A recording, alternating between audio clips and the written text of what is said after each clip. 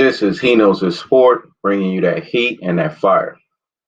All right, I want to talk about um, 4 healthy ingredients that you need to prescribe to going into 2019 in order to ensure that you hit your healthy goals.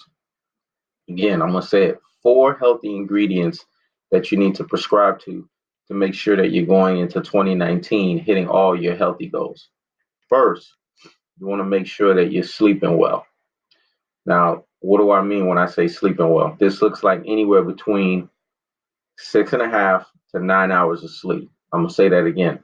You need to make sure that you're sleeping well and you're hitting your REM, your REM sleep. This means your deep sleep. This is when you're in your deep, sound sleep with no interruptions. You don't even know what's going on. You want to make sure you're sleeping between 6.5 to 9 hours daily. This is beneficial for your health because it allows your body to regenerate, it allows your body to recuperate, and it continues to allow your body to stay healthy, and it allows your body and your immune system to stay strong. So that way it can continue to fight off diseases, it can fight off all kinds of ailments and all kinds of issues. Plus, it allows you to be vibrant each and every single day. Second, you want to make sure that you're working out. You want to make sure that you're working out moderate and intensely. I'm going to say that again. You want to make sure that you're doing moderate and intense workouts. And you want to make sure that your workouts are anywhere between 45 minutes to an hour and a half daily. I'm going to say that again. You want to make sure that you're doing moderate and intense workouts anywhere between 45 minutes to an hour and a half daily. It's crucial, it's beneficial for your health because what working out does is it cleanses out your lymphatic system. It releases toxins from your body. It allows you to stay youthful and vibrant. It keeps you muscular. It keeps you, fit. It keeps you youthful. It keeps you vibrant. And it allows your immune system to stay strong. It allows your bones and it allows your joints to stay strong. And it's good for your internal organs. It's especially good for your heart because it allows your heart to beat very fluidly. And you want that.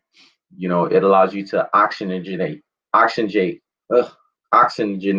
properly. It allows your body to have oxygen flowing freely throughout the body. That's very important. It allows your veins and your arteries to be cleansed as you're working out. So it's crucial that you do anywhere between 45 minutes to an hour and a half. And for those of you who are just starting out and using January as your New Year's resolution, I recommend just starting slow, but at least hit 45 minutes. It could be a 45-minute brisk walk on the treadmill. It could be a 45 brisk minute walk outside. Minimum, you want to have 45 minutes of working out. The best workout to do that's beneficial for your health is when you combine cardio and you combine some form of resistance or weight training type of workout. When you combine the two, what you're doing is you're not only making sure that you're losing weight and you're trimming weight, but you're also making sure that you're toning your body at the same time too.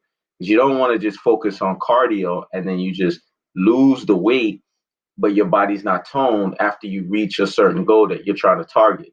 You want to make sure that you're incorporating both because when you incorporate both and you do what's called a total body workout each and every time that you work out, you get the maximum benefits of 1, losing weight, and 2, you also get the benefit of looking toned and looking the way that you want to look when you hit your ultimate goal. 3, you want to make sure that you're eating right. What does eating right look like? What does that mean? That means you want to make sure that you're eating a nutrient-dense, well-balanced diet. I'm going to say that again. You want to make sure that you're eating a nutrient-dense, well-balanced diet. What does that look like? You've heard me say that before in previous videos. Every time you eat, you want to make sure you're targeting 3 goals. You want to make sure that 1, you're eating good, lean, and great protein because there are garbage versions and garbage variations of protein. You want to make sure that you're eating good, lean, and healthy proteins, organic proteins, if you're a meat eater. And if you're not, I can tell you what kind of proteins that you can eat as someone who's not a meat eater. You want to make sure that you're eating complex carbs, not simple carbs like the white rices, the white breads, pasta and things of that nature. That's not going to help you to lose weight because there's such a thing called insulin, which is a hormone that when in excess, it causes you to stay fat. Insulin is not wrong at the root of the hormone and how it's supposed to function. Because insulin has its regulating function that it does in the body. So when people hear insulin, I don't want them to think that insulin is an enemy, it's evil. No, your body needs insulin. Actually, your hormones need insulin so that they can function properly. It's imperative that your testosterone, your estrogen has insulin in it so that it can function the way it's supposed to. So insulin itself is not bad. It's when you have an excess of insulin in the body, that's what can keep you fat. That's what can keep you overweight. That's what can keep you obese. And you want to make sure you keep that in check. I'm going to say that again. You want to make sure that you keep your insulin in check. You want to make sure that you're not eating and gorging in foods that's going to keep your insulin high all the time throughout long periods of the day, each and every single day. That's going to be detrimental to your weight loss. And no matter how much you work out and no matter how well you sleep, if you're eating wrong, it defeats the purpose. So you need to make sure that you're eating right. And when you eat the foods, you want to make sure that you also incorporate fats, healthy fats like avocados, things like nuts. And when we talk about nuts, we're not talking about roasted or salted nuts. We're talking about raw nuts like the Brazil nuts of the world, the macadamias of the world, the pecans of the world, the walnuts of the world, the almonds of the world, things of that nature. Peanut butter, although it's not a nut, it's a legume, it's a nutty legume, but it's good for you when it's just peanut butter. None of that Jif or none of that artificialized peanut butter where they put all of this corn syrup and cottonseed oil and all this nonsense. If the ingredient doesn't say what it has on there, if it doesn't just say just peanut butter on there or just peanut butter, then don't get it. Because a lot of times when you buy stuff, you got to make sure that it has only the ingredient of what it is that it's supposed to have. Trust me, if you're eating for taste, then you're never going to lose weight. You got to eat to survive. You heard me say this in a previous video. You need to eat for survival, not eat for taste. Because when you eat for survival, your mentality is different. You're thinking differently because you're like, look, I want to be on this planet, long term. I want to have longevity and I want to feel youthful. I want to feel vibrant. I want to feel like a budding rose, not a wilting rose or a dead rose. But in order for you to feel that way, in order for you to feel the vitality that you're looking for, in order for you to reduce inflammation inside of the body, in order for you to allow your internal organs to, work efficiently for you, you need to ensure that you're abstaining away from highly processed foods. You want to make sure that you're eating foods that are just exactly what they are, that ingredient, and that's beneficial for your health. So every time when you eat, if you target and you make sure that you eat good, lean proteins, organic proteins, you eat complex carbs, which are green, leafy vegetables, like the kales of the world, the chards of the world, the asparagus of the world, things of that nature. And then the cruciferous vegetables, the broccolis of the world, the cauliflowers of the world, the cabbages of the world, et cetera, et cetera. When you're eating like that, what you're doing is you're causing your insulin to not spike all over the place. And not only that, when you incorporate good fats into it, you're allowing your body to have nutritional value because every time you eat, you've incorporated proteins, you've incorporated complex carbs, and you've incorporated fats. So you've targeted the three that your body essentially needs so that it can continue the basic building blocks, which is what amino acids is, the basic building blocks of your body. You're targeting that. Every time that you're eating, you're hitting those goals. So hence, your body has the nutritional value for it to what? To stay full for the period of time that it needs to stay full up until the next meal. That's pivotal. That's crucial for your health.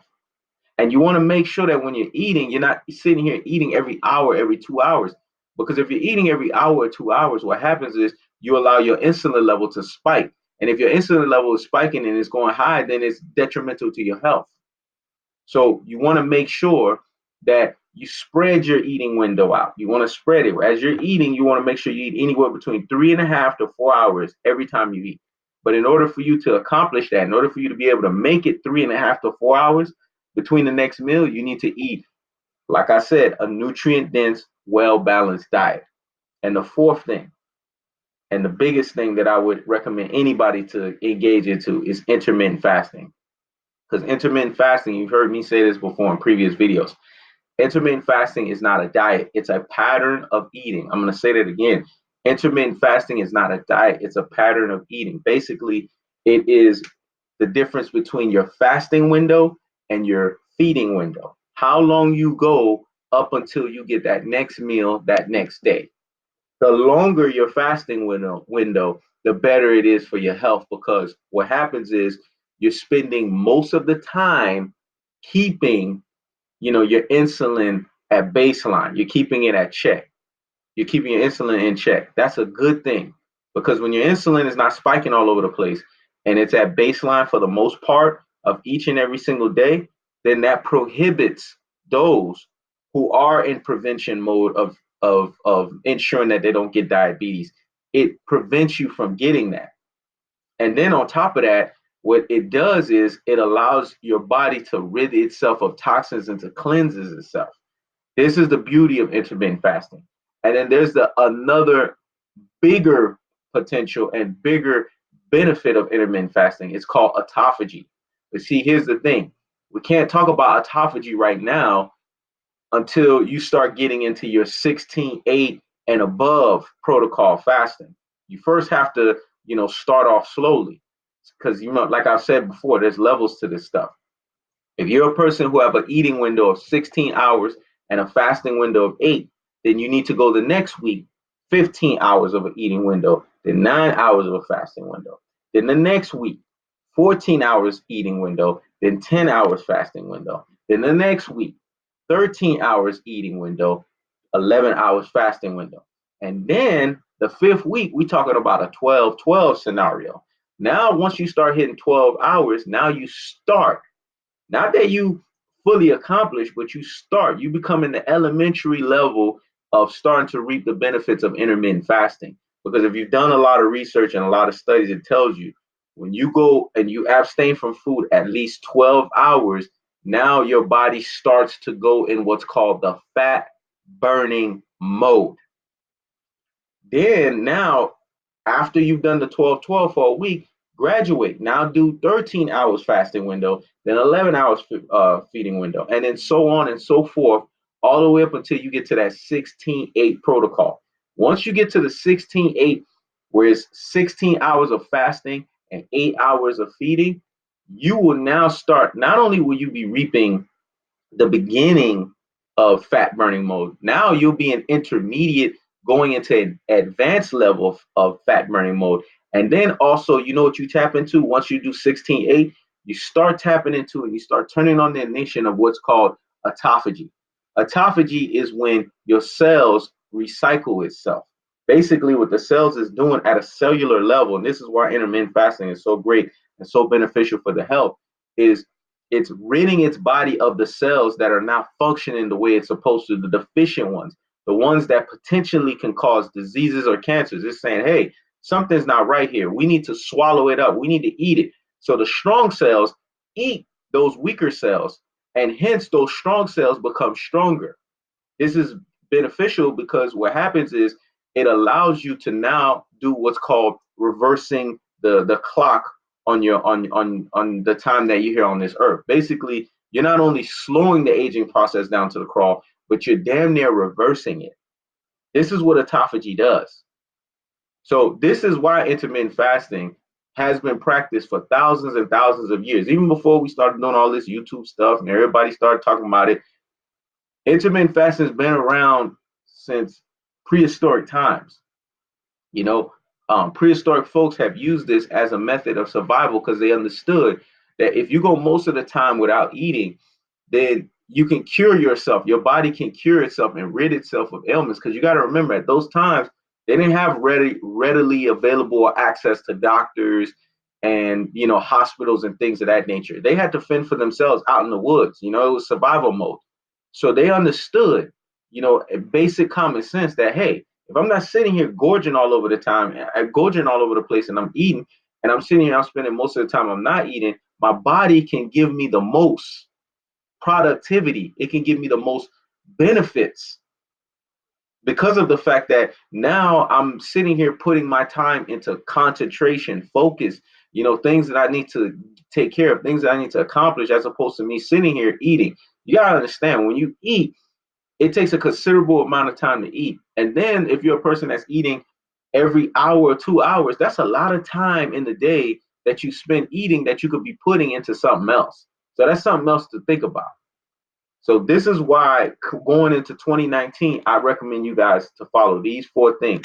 1, make sure you're sleeping well. Again, recap, get anywhere between 6.5 hours to 9 hours of sleep daily.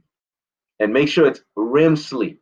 So do your research on that. You'll understand what I mean when I say REM sleep. I'm talking about that deep sound sleep, not that sleep where you're sleeping, but you're kind of up. No, you got to be deep sleep. 2, you want to make sure that you're working out moderate and intensely because it's beneficial for your health. 3, you want to make sure that you're eating right, eating a nutrient-dense, well-balanced diet, a diet that incorporates good, lean protein, organic protein, complex carbs, as I stated in the previous video, in the previous part of this video. And 3, you want to make sure that you have good fats in your system. And 4, you want to make sure that you're adopting intermittent fasting. If you follow these 4 key healthy ingredients, I guarantee you your New Year's resolution will be met. Because when it comes to health, you can't look at it as, oh, it's a New Year's resolution. This is something that I need to accomplish for this period of time. Oh, I want a summer body. No, you got to look at the health journey as a lifestyle journey. It can't just be a seasonal thing.